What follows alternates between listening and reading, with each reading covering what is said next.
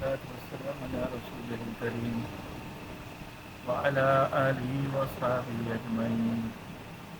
أما بعد، أعوذ بالله من الشيطان الرجيم. بسم الله الرحمن الرحيم.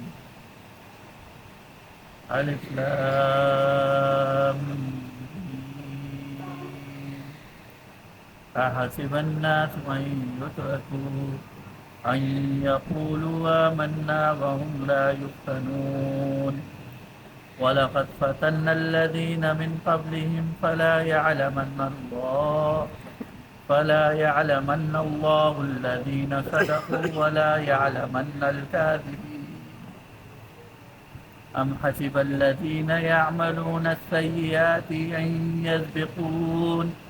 أن يسبقون ساء ما يحكمون. من كان يرجو لقاء الله فإن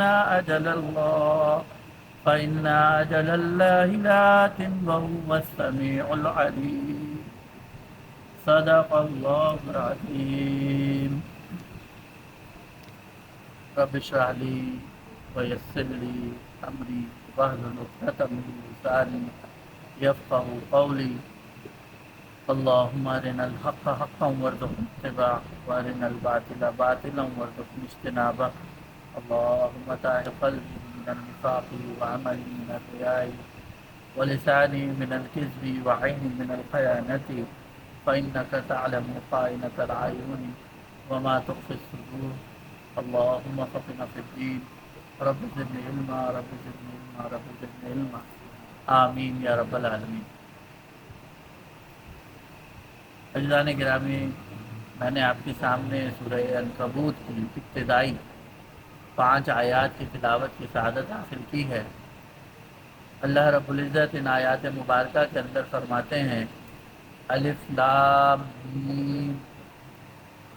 کیا لوگوں نے یہ سمجھ رکھا ہے کہ وہ بس اتنا کہنے پر چھوڑ دیے جائیں گے کہ ہم ایمان لائے اور ان کو آزمایا نہ جائے گا، حالانکہ ہم ان سب لوگوں کی آزمائش کر چکے ہیں جو ان سے پہلے گزرے ہیں. اللہ کو تو ضرور یہ دیکھنا ہے کہ سچے کون ہیں اور جھوٹے کون، اور کیا وہ لوگ جو بری حرکتیں کر رہے ہیں یہ سمجھے بیٹھے ہیں کہ ہم سے بازی لے جائیں گے. بڑا غلط حکم ہے جو وہ لگا رہے ہیں. جو کوئی اللہ سے ملنے کی توقع رکھتا ہے سے معلوم ہونا چاہیے کہ اللہ کا مقرر کیا ہوا وقت آنے ہی والا ہے اور اللہ سب کو سنتا اور جانتا ہے. عزیزان گرامی، سورہ عنکبوت کا شان نزول اور زمان نزول اگر ہم اس کا جائزہ لیں تو ہمارے سامنے یہ بات آتی ہے کہ سورہ عنکبوت 590 یعنی کہ ہجرت حبشہ کے نزدیک اور آس پاس کا زمانہ ہے، اور اس کا یعنی کہ یہ مکی صورت ہے. بعض محدثین اس کا یہ جو مخاطب کا انداز ہے، کیونکہ اس کے اندر اللہ رب العزت نے ایک ڈپٹ سی ہے اللہ رب العزت کی طرف سے، اور گویا ایسا ہے کہ ایک تنبیہ والا جو ہے وہ انداز ہے. تو بعض مفسرین کے نزدیک انہوں نے اس کی ابتدائی آیات مدنی آیات جو ہے وہ کہا کہ جو ہے یہ مدینے میں نازل ہیں، لیکن ایسا نہیں ہے، بلکہ یہ تمام کی تمام پوری سورہ مکی صورت ہے، اور یہ پوری صورت جو ہے وہ مکہ مکرمہ میں ہی جو ہے وہ نازل ہوئی. اس حوالے سے اللہ رب العزت نے یعنی کہ اس کے شان نزول میں مفسرین نے یہ تحریر کیا ہے کہ کیونکہ عرب کے اندر جب اللہ کے رسول صلی اللہ علیہ وسلم نے اپنی دعوت کا آغاز کیا تو آپ صلی اللہ علیہ وسلم کی دعوت کے آغاز میں کفار مکہ نے بہرحال اس کو ایک ہلکے پھلکے انداز میں لیا، لیکن جب انہوں نے دیکھا کہ اس دعوت کے اوپر لوگ لبیک کہہ رہے ہیں اور اس دعوت کو ایک قبول عام حاصل ہو رہا ہے، اور بالخصوص نوجوان اس دعوت سے جو ہے متاثر ہو رہے ہیں، تو یہ اہل مکہ کے لیے ذرا ایک نوٹس لینے والی بات تھی، فکر مندی کی بات تھی. تو اہل مکہ نے اس کے اوپر نوٹس لینا شروع کیا. پہلے تو آپ صلی اللہ علیہ وسلم کے خلاف جو پروپیگنڈا جو میڈیا اس وقت تھا اس میڈیا کو استعمال کیا، اور آپ صلی اللہ علیہ وسلم کے حوالے سے یہ باتیں اس معاشرے کے اندر گردش کی کہ جناب معاذ اللہ یہ تو کوئی جو ہے وہ ساحر ہیں، جادوگر ہیں، اور معاذ اللہ ان کو جو ہے وہ کوئی بیماری ہے، یا مجنوں ہیں، یا جو ہے وہ پاگل ہیں، معاذ اللہ اس طرح کی وہ تمام پروپیگنڈا ٹولز جو اس وقت موجود تھے ان کو استعمال کیا، اور آپ صلی اللہ علیہ وسلم کے خلاف استعمال کر لوگوں کے دلوں میں شکوک و شبہات جو ہے وہ داخل کرنا شروع کی۔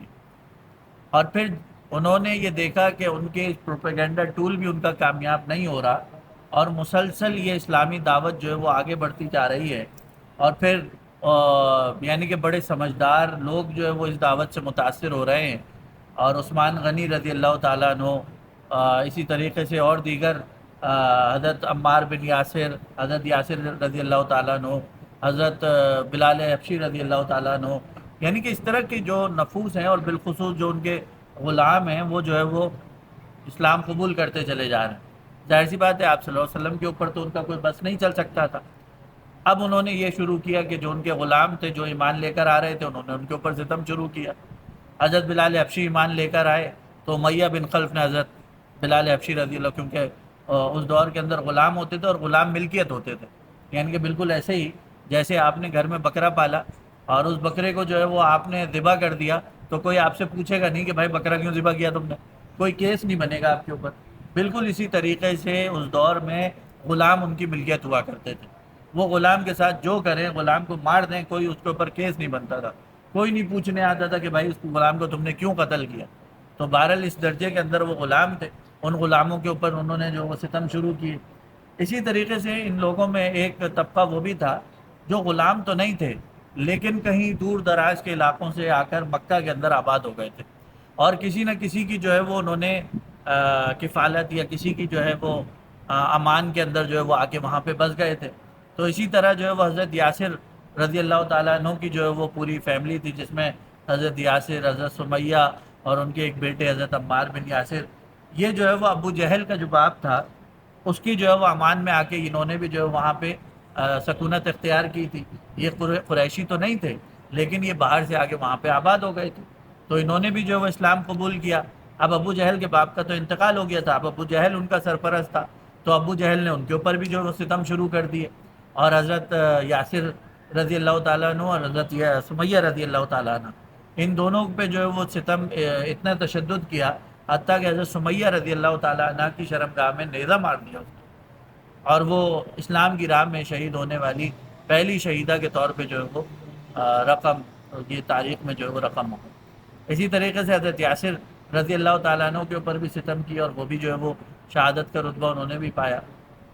رئیس ہے کہ عمار بن یاسر رضی اللہ تعالیٰ عنہ آخرکار جو ہے وہ ابو جہل کے کلمہ کفر کہنے کے نتیجے میں وہ بہرحال ابو جہل کے جو ہے وہ اس سے تشدد سے جو ہے وہ بچے، اور اس پہ ان کو مزید مسلسل اس بات کا جو ہے وہ رہا کہ میں نے یہ کام کیوں کیا، اور بہرحال اللہ تعالیٰ نے جو ہے قرآن کے اندر اس کی تصریح بھی کر دی کہ جن لوگوں نے اپنی جان بچانے کے لیے کوئی کلمہ کفر جو ہے وہ کہا ہو اور ان کے دل کے اندر ایمان موجود ہو، تو اللہ تعالیٰ جو ہے وہ درگزر کرنے والا ہے۔ تو بہرحال اس حوالے سے یہ پورا ایک منظر نامہ ہے، یہ حالات تھے۔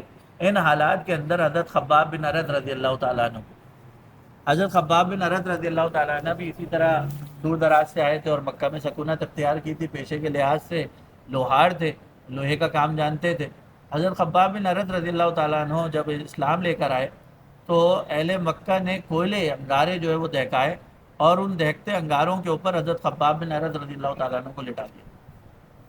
حضرت خباب بن ارد رضی اللہ تعالیٰ عنہ کی کھال جل گئی، چربی نے پگھل پگھل کے ان انگاروں کو ٹھنڈا کر دیا۔ یہ ظلم و ستم ان کے اوپر جو ہے وہ گزرا تھا۔ اس ظلم و ستم سے گزرنے کے بعد حضرت خباب بن ارد رضی اللہ تعالیٰ عنہ رسول اللہ صلی اللہ علیہ وسلم کی طرف کچھ عرصے کے بعد آئے، تو آپ صلی اللہ علیہ وسلم بیت اللہ کے سائے میں دیوار سے ٹیک لگائے بیٹھے تھے۔ حضرت خباب بن ارد رضی اللہ تعالیٰ عنہ نے فرمایا کہ اللہ کے رسول صلی اللہ علیہ وسلم، اللہ کی مدد کب آئے گی، اور کب تک ہم جو ہے یہ ظلم و ستم جو ہے وہ برداشت کریں گے؟ حضرت خباب بن ارد رضی اللہ تعالیٰ عنہ کا ہی فرماتے ہیں، اور اس روایت کو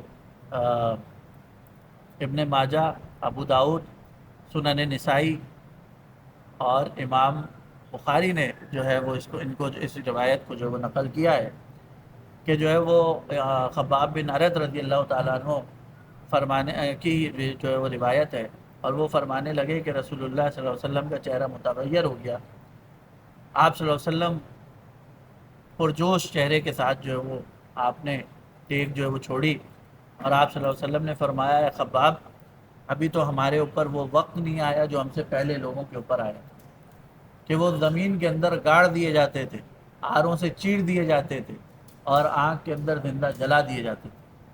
تو یہ آپ صلی اللہ علیہ وسلم نے حضرت خباب بن ارد رضی اللہ تعالیٰ عنہ کو جواب دیا، اور پھر اس کے بعد یہ آیات سورہ عنکبوت جو ہے وہ نازل ہوتی ہے، اور اللہ رب العزت کا جو مخاطب کرنے کا انداز ہے وہ بھی ایک جو ہے وہ جلالانہ انداز ہے، اور مکی صورتوں کے اندر یہ انداز شاذ و نادر ہی کہیں جو ہے وہ نظر آئے گا، بلکہ کہیں پہ بھی کسی میں مکی صورت کے اندر یہ انداز موجود نہیں ہے۔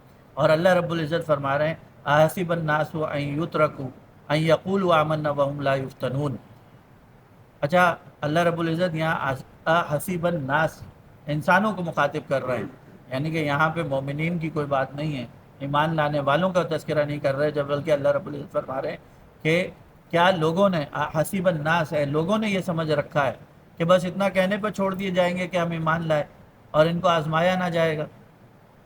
اور یعنی کہ آپ اندازہ لگائیے کہ اہل مکہ یعنی کہ اس وقت ایمان لانے والے مسلمان کس چکی سے گزر چکے تھے، جس میں حضرت بلال حبشی بھی ظلم سہ رہے تھے، حضرت خباب بن ارد بھی کوئلوں کے اوپر لیٹ چکے تھے، اور مزید ظلم و ستم حتیٰ کہ ہجرت حبشہ بھی واقع ہو چکی تھی، اور جو ہے وہ مسلمان اس ظلم و ستم کی چکی سے گزر رہے تھے، اور اس کے اوپر بھی اللہ رب العزت نے جو ہے فرمایا کیا لوگوں نے یہ سمجھ رکھا ہے کہ وہ بس اتنا کہنے پر چھوڑ دیے جائیں گے کہ ہم ایمان لائیں، اور ان کو جو ہے وَلَقَدْ فَتَّنَّا الَّذِينَ مِن قَبْلِهِمْ فَلَا يَعْلَمَنَّ اللَّهُ الَّذِينَ صَدَقُوا وَلَا يَعْلَمَنَّ الْكَاذِبِينَ کہ جو ہے وہ اس بات پہ کہ ہم ایمان لائے اور ان کو آزمایا نہ جائے گا، حالانکہ ان سب لوگوں کی آزمائش کر چکے ہیں جو ان سے پہلے گزرے ہیں۔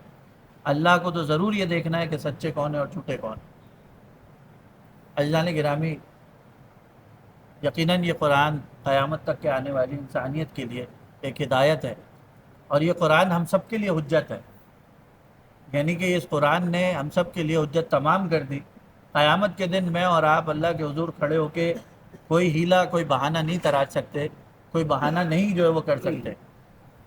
میں اور آپ کس خوش فہمی کے اندر مبتلا ہیں کہ میں اور آپ یہ سمجھیں کہ بس میں اور آپ جو ہے وہ اپنی نمازیں، اپنی عبادات مکمل کر لیں اور گویا اللہ کی جنتوں کے حقدار ٹھہر جائیں۔ تو کیا ایسا ممکن ہو پائے گا؟ حالانکہ یہ تو وہ لوگ تھے کہ جو آپ صلی اللہ علیہ وسلم کی اس دعوتی تحریک کے اندر اپنے آپ کو کھپا چکے تھے، اور اس وقت کے اس ماحول کے اندر ایمان لانا گویا انگاروں کو ہاتھ میں لینے کے مترادف تھا، ایک پورا ایسا ماحول تھا، اور اس ماحول سے گزر چکے تھے وہ، اور اس کے اوپر بھی اللہ رب العزت جو ہے وہ یہ فرما رہے تھے ان سے کیا لوگوں نے یہ سمجھ رکھا ہے کہ بس اتنا کہنے پر چھوڑ دیے جائیں گے کہ ہم ایمان لے کر آئے۔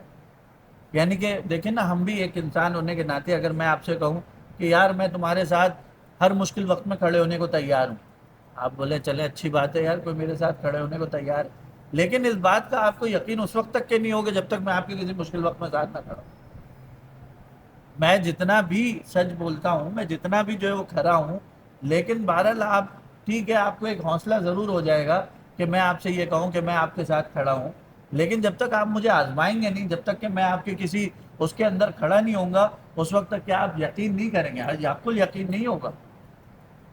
اور بالکل اسی طریقے سے اللہ رب العزت کی سنت ہے کہ جب اس کے بندے کہتے ہیں کہ ہم نے تجھے رب مانا، ہم نے تجھے الہ مانا، ہم تیری عبادت کریں گے، جب وہ کہتے ہیں کہ جناب الحمدللہ رب العالمین، تمام تعریفیں تیرے لیے ہیں، الرحمن الرحیم، تو رحمان اور رحیم ہے، تو مالک یوم الدین ہے، ایاک نعبد و ایاک نستعین، ہم تیری عبادت کرتے ہیں، تجھی سے مدد طلب کرتے ہیں۔ تو جب بندے یہ بات کہتے ہیں تو پھر اللہ تعالیٰ بھی جو ہے وہ کہتا ہے اچھا تم مجھے اپنا رب مانتے ہو، تم مجھے اپنا الہ مانتے ہو، تو اللہ رب العزت بھی جو ہے وہ کہہ کر میں تمہیں آزماؤں گا۔ اور پھر اس کی سب سے بڑی مثال حضرت ابراہیم علیہ السلام۔ حضرت ابراہیم علیہ السلام نے جب اللہ رب العزت کو جو ہے وہ پہچانا، اللہ کو ایک واحد مانا، تو اللہ رب العزت نے پے در پہ آزمائش کی. یعنی کہ دیکھیے نا، حضرت ابراہیم علیہ السلام کا اس معاشرے میں جو اسٹیٹس تھا، وہ اسٹیٹس کیا تھا کہ جو ہے وہ حضرت ابراہیم علیہ السلام اس معاشرے کا جو سب سے بڑا مجاور تھا، مذہبی مجاور تھا، اس کے بیٹے تھے. یعنی کہ وزیر تھا وہ اس بادشاہ کا، نمرود کا. اور اگر حضرت ابراہیم علیہ السلام اللہ رب العزت کی ربوبیت کا اعلان نہ کرتے، اللہ کو الہ نہ مانتے، تو اپنے باپ کے بعد اگلے جو ہے وہ جانشین حضرت ابراہیم علیہ السلام ہوتے. لیکن حضرت ابراہیم علیہ السلام نے اپنے اس تمام جاہ و جلال کو، دولت کو، مال دولت کو، سب کو ٹھکرا دیا، اور اللہ رب العزت کے لیے جو اللہ رب العزت کو پہچانا تھا، اس کے اندر وہ کھرے ثابت ہوئے. پھر بادشاہ نے، نمرود نے آگ کا الاؤ بھڑکایا اور کہا اس کے اندر پھینک دوں گا، ایمان سے پھر جاؤ. اللہ نہیں پیچھے ہٹے، اور جو اللہ رب العزت کے اوپر ایمان لے کر آئے تو اس ایمان پہ ڈٹے رہے. یہ ایک آزمائش، بہت بڑی آزمائش تھی. پھر اس کے بعد حضرت ابراہیم علیہ السلام کو ملک بدر کر دیا گیا، ان کے شہر سے، ان کی اس علاقے سے، گھر سے، سب سے محروم کر کے نکال دیا گیا. حضرت ابراہیم علیہ السلام نکل گئے اور جو ہے وہ دور فلسطین کے اندر جا کے آباد ہوئے. ایک آزمائش کے اندر تو کھرے ثابت ہو چکے تھے، لیکن اللہ رب العزت نے پھر بھی آزمائش کے اندر انہیں رکھا، اور پھر ان کو جو ہے وہ اولاد دی. کوئی 90 برس کی عمر میں جو ہے وہ اولاد عطا کی، اور جب اولاد عطا کی تو حکم دیا کہ لے جاؤ اس کی ماں کو اور اس بچے کو، لے جا کے وہ ویرانے کے اندر چھوڑ کے آ جاؤ. حجاز کے اندر، مکہ مکرمہ جسے ہم کہتے ہیں، بالکل ویرانہ تھا، نہ پانی تھا، صحرا تھا. صحرا کے اندر جو ہے وہ حضرت ابراہیم علیہ السلام نے اپنے چیر خوار بچے اور اس کی ماں کو چھوڑ دیا، جو بڑی مرادوں سے جو ہے وہ اولاد انہیں حاصل ہوئی تھی. یعنی کہ آج اگر کسی کو بڑی مشکل سے اگر کسی کی اکلوتی اولاد ہو تو وہ بڑا خیال کر رہا ہوتا ہے اپنی اولاد کا کہ بھائی یہ میری اکلوتی اولاد ہے. اس کی جو آپ اندازہ لگائیے کہ جس فرد کی 90 سال کی عمر میں اولاد ہوئی ہو اور اللہ رب العزت حکم دے کہ ان دونوں کو لے جا کے وہاں صحرا میں چھوڑاؤ، تو یہ بھی ایک امتحان تھا نا. حضرت ابراہیم اس امتحان میں بھی جو ہے پورے ثابت قدم ہوئے. اور پھر جب بیٹا کچھ بڑا ہوا، کچھ چلنے پھرنے کے، کچھ باپ کی مدد کرنے کے قابل ہوا، تو اللہ رب العزت نے ایک اور حکم دیا کہ جاؤ اور اس کو بیٹے کو ذبح کر دو.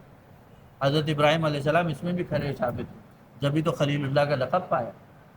تمام انبیاء کرام کی آپ مثال دیکھ لیں، اگر اللہ رب العزت نے انہیں چنا اور نبوت کے منصب پہ فائز کیا تو اللہ رب العزت نے انہیں آزمایا ہے. یہ کیسے ہو سکتا ہے کہ آپ اور میں کہیں کہ لا الہ الا اللہ محمد رسول اللہ، اور جو ہے میں اور آپ آزمائے نہ جائیں، میری اور آپ کی جو ہے وہ معیشت تنگ نہ ہو، میرے اور آپ کے اوپر جو ہے وہ آزمائشیں نہ آئیں؟ ایسا ہو نہیں سکتا. اور اگر میرے اور آپ کے اوپر کوئی آزمائش آ نہیں رہی، ہم کسی آزمائش کے اندر ڈالے نہیں جا رہے، تو پھر ہمیں اپنے ایمان کی فکر کرنی چاہیے کہ ہمارا ایمان کس نوعیت کا. کہیں اللہ رب العزت ہم سے ناراض تو نہیں ہو گئے؟ اور اللہ رب العزت تو یہی کہہ رہے ہیں کہ جو ہے وہ تم نے کیا سمجھ رکھا ہے کہ تم یہی کہنے پہ چھوڑ دیے جاؤ گے کہ ہم ایمان لائے اور ان کو آزمایا نہیں جائے گا.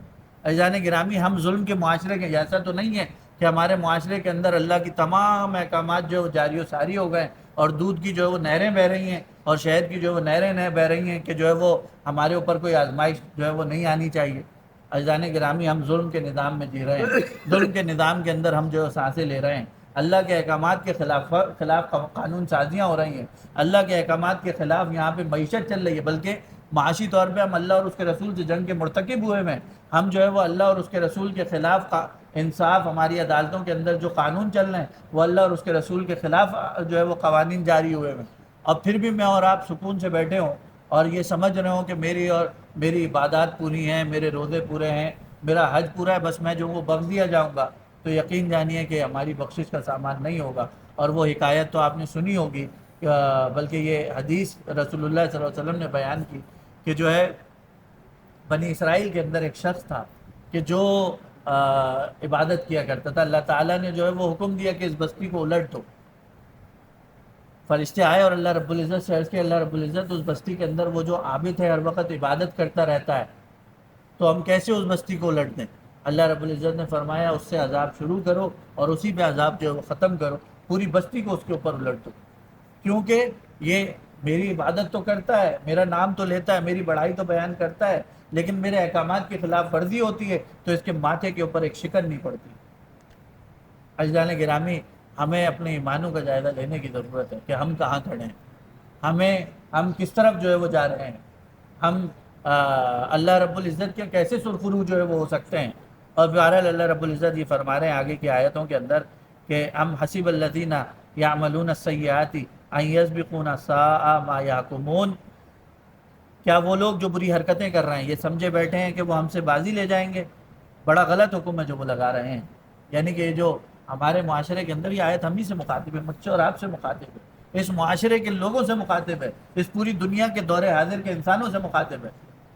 یہ ہمارے حکمران جو یہ سمجھ رہے ہیں کہ جناب یہ بڑی بڑی گاڑیاں، یہ بڑے بڑے کروفر، یہ ہٹو بچوں کی آوازیں لگانے والے، ان کا گارڈ اسکواڈ، وہ یہ سمجھ رہے ہیں کہ جو ہے وہ کوئی بازی لے جائیں گے دنیا کے اندر، کوئی بڑا جو ہے وہ تیر مار لیں گے. اللہ رب العزت کہہ رہے ہیں کہ بڑا غلط حکم ہے جو وہ لگا رہے ہیں. یہ ان کی خوش فہمی ہے، جس خوش فہمی کے اندر وہ مبتلا ہیں. اس دنیا کے اندر تو بڑے سے بڑا فرعون تھا، فرعون بھی مر گیا. فرعون نمرود تھا، نمرود بھی مر گیا. حامان تھا، قارون تھا، حامان کو اپنی جنت کے اندر قدم رکھنے کا موقع نہیں ملا. قارون اپنے خزانے چھوڑ کے ہی جو ہے وہ دنیا سے جو ہے وہ رخصت ہو گیا. اس سے بڑے بڑے اور بھی جو ہے وہ آئے، تمام کے تمام جو ہے وہ مٹ گئے اور چلے گئے. ابو جہل بڑا کروفر تھا، ابو جہل کا بڑے جو ہے وہ اس کا حکم مانا جاتا تھا پورے قریش کے اندر، مکہ کے اندر. کیا ہوا؟ چلا گیا، کوئی نہیں جانتا. بلکہ اب تو لعنت دینے کے لیے کوئی اسے یاد کرتا، ورنہ تو اسے کوئی یاد بھی نہ کرتا. اور دنیا کے اندر ایسے بڑے بڑے جو ہے وہ کروفر رکھنے والے لوگ جو ہے وہ پیدا ہوئے، لیکن کوئی بھی جو ہے وہ باقی نہیں رہا. اور اللہ رب العزت یہی کہہ رہے ہیں کہ جو لوگ بری حرکتیں کر رہے ہیں سمجھے بیٹھے ہیں کہ وہ ہم سے بازی لے جائیں گے. کوئی اللہ تعالیٰ کی جو ہے وہ حکمت یا اللہ تعالیٰ کی جو ہے وہ جو اس کی حکمت کاملہ ہے اس کے اوپر کوئی جو ہے وہ غالب آ جائیں گے، تو یہ ان کی بھول ہے. وہ ہرگز ہرگز غالب آنے والے نہیں ہیں.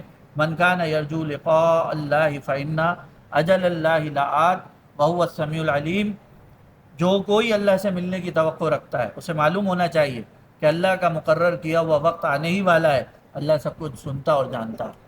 عزیزان گرامی، اگر ہم میں سے ہر کوئی، یقیناً ہم میں سے ہر کوئی اللہ سے ملاقات کا امیدوار ہے اور وہ توقع رکھتا ہے کہ اللہ سے ملنا ہے، تو یقین جانیے کہ ہمیں پھر وہی کرنا ہوگا کہ جو موسیٰ علیہ السلام، حضرت ابراہیم علیہ السلام، حضرت محمد مصطفیٰ صلی اللہ علیہ وسلم اور ان کے بعد صحابہ کرام، اور صحابہ کرام کے بعد اس امت کے اکابرین، اس امت کے صلحاء نے جو ہے وہ جو استقامت اور جو کردار رقم کیا ہے، ہمیں اس کردار کو جو ہے وہ اپنانے کی جو ہے وہ ضرورت ہے. یعنی کہ دیکھیے، میں آپ سے پھر یہ بات عرض کر رہا ہوں، یہ قرآن حجت ہے. یعنی کہ ایسا نہیں ہے کہ ہم یہاں سے اٹھیں، سبحان اللہ کہیں، الحمدللہ کریں اور یہاں سے اٹھ کے چلے جائیں، بلکہ اس محفل سے اٹھنے سے پہلے ہم جو ہے وہ یہ تہیہ کر کے اٹھیں، یہ عزم کر کے اٹھیں کہ ہم اپنی زندگیوں کو جو ہے وہ تبدیل کریں گے. اور ہم اپنی زندگیوں کو تبدیل کر کے اس ملک کے اندر، اس طول و عرض کے اندر اللہ کے نظام کی جد و جہد، نظام کی غلبے کی جد و جہد میں جو ہے وہ شامل ہوں گے. اور اس جد و جہد کے اندر جو ہے وہ اپنے آپ کو کھپا دیں گے اور اپنے آپ کو جو حتیٰ کہ زندگی اور سانسیں جو ہے وہ ختم ہو جائیں، ہم اس طرح جو اپنی زندگی کو جو ہے وہ کریں گے. عزیزان گرامی، ہمارے سامنے اس وقت فلسطین کے اندر جو مسلمان ہیں وہ اس طرح کی مثالیں پیش کر رہے ہیں، قرون اولیٰ کی یادوں کو جو ہے وہ تازہ کر رہے ہیں. اور میں اور آپ شاید یہ سمجھے بیٹھے ہیں کہ میں اور آپ آسانی سے زندگی گزار لیں، 5 وقت کی نمازیں ادا کر لیں، روزے رکھ لیں، حج کر لیں، تو گویا اللہ تعالیٰ کے جو ہے سرخرو ہو جائیں گے. نہیں عزیزان گرامی، مجھے اور آپ کو بھی اس آگ کے اندر کودنا پڑے گا جس آگ کے اندر حضرت ابراہیم علیہ السلام کودے تھے. مجھے اور آپ کو بھی ان چیزوں سے دوچار ہونا پڑے گا جن چیزوں سے رسول اللہ صلی اللہ علیہ وسلم اور ان کے صحابہ دوچار ہوئے تھے. مجھے اور آپ کو بھی بدر کے میدان، احد کے میدان سے گزرنا پڑے گا. غزوہ خندق اور جو ہے وہ خیبر اور موتا اور حنین، ان تمام مارکوں سے جو وہ گزرنا پڑے گا، تب کہیں جا کے اللہ کی جنتوں کے جو ہے میں اور آپ جو ہے مستحق ہوں گے. اور یہ ضروری ہے کہ میں اور آپ اللہ کے دین کے غلبے کے لیے اپنے حسب استطاعت جو ہو سکے وہ کرنے کی کوشش کریں، اور کسی نہ کسی اجتماعیت سے جڑنے کی جو ہے وہ اپنے آپ کی جو ہے وہ کوشش کریں. تو بہرحال اللہ تعالیٰ مجھے اور آپ کو اس قرآن کو سمجھنے اور اس پہ عمل کرنے کی توفیق عطا فرمائے. وآخر دعوانا ان الحمدللہ رب العالمین. دعا کریں. اللهم صل على محمد وعلى آل محمد كما صليت على إبراهيم وعلى آل إبراهيم إنك حميد مجيد. اللهم بارك على محمد وعلى آل محمد كما باركت على إبراهيم وعلى آل إبراهيم إنك حميد مجيد. ربنا آتنا في الدنيا حسنة وفي الآخرة حسنة وقنا عذاب النار. ربنا اغفر لنا ذنوبنا وإسرافنا في أمرنا وثبت أقدامنا وانصرنا على القوم الكافرين. اللهم أحيينا سيدا وأمتنا شهيدا. اللهم انصر الإسلام والمسلمين. اللهم انصر المجاهدين في كل مكان. اللهم انصر المسلمين في كل مكان واهزل الكفار والمشركين وأهلك الكفار والمشركين. وصلى الله تعالى على خير خلقه محمد وعلى آله وصحبه أجمعين برحمتك.